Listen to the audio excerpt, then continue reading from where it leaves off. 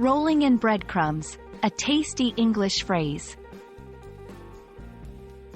Hello, everyone. Welcome back to our channel, where we make English language learning fun and easy. Today, we're going to dive into a deliciously interesting phrase, roll in breadcrumbs.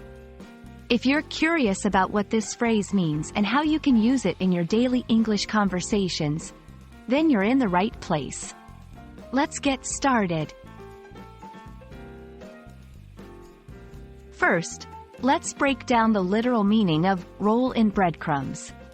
This phrase is commonly used in cooking and culinary contexts. When a recipe instructs you to roll something in breadcrumbs, it means you should coat an item, usually a piece of meat, fish, or vegetables, in breadcrumbs. The process involves rolling or dipping the item in beaten eggs or another wet mixture, then covering it with breadcrumbs.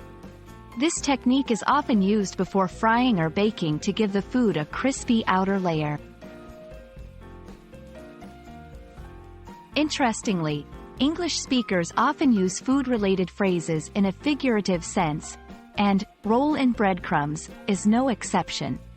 Figuratively, it can describe the process of adding layers or complexity to something, not unlike how one adds breadcrumbs to coat a piece of food.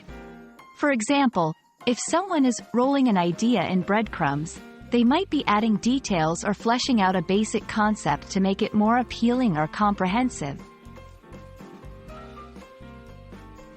Now, let's see how this phrase can be used in everyday English, both literally and figuratively. Literal: for dinner, I'm planning to roll the chicken in breadcrumbs and bake it. Figurative: we need to roll this plan in breadcrumbs before presenting it to the team. It's too bare bones right now. Understanding both the literal and figurative meanings of this phrase can add a flavorful touch to your English conversations.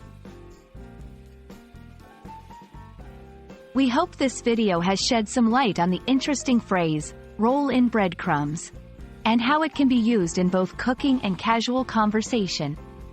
English is full of such flavorful expressions, and learning them can make your language skills richer and more engaging. If you found this video helpful, don't forget to like, share, and subscribe for more English learning content. Until next time, keep practicing and stay curious.